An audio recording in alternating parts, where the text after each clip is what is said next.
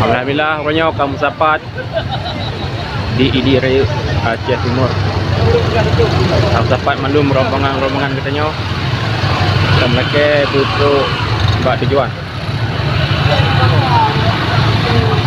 Kabupaten Aceh Tamiang.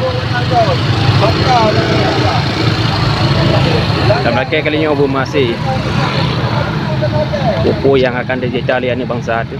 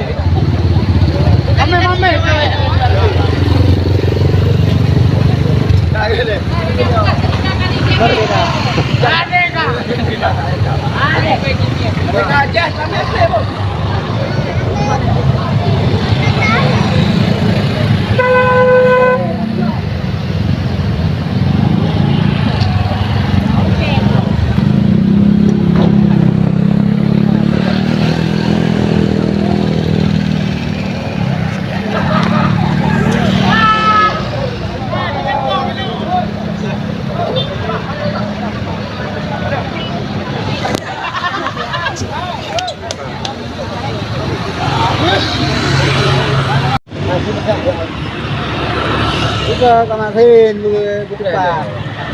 Ini ke mereka ke Merdeka.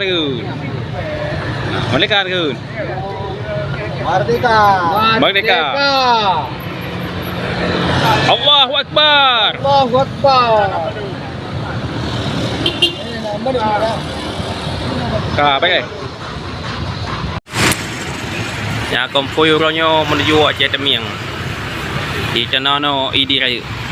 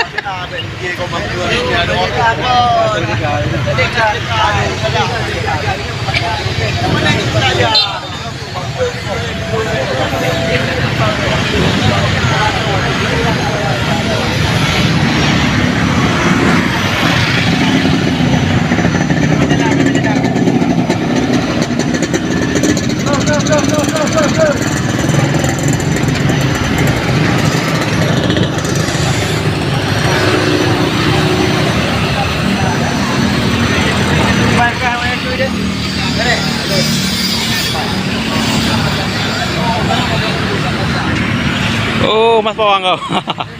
Coba. Nhà hôm nhiều. Demi. Oh jadi miang ya, Mas Pawang ngompong nih mau. Oh jadi miang. Semoga selamat.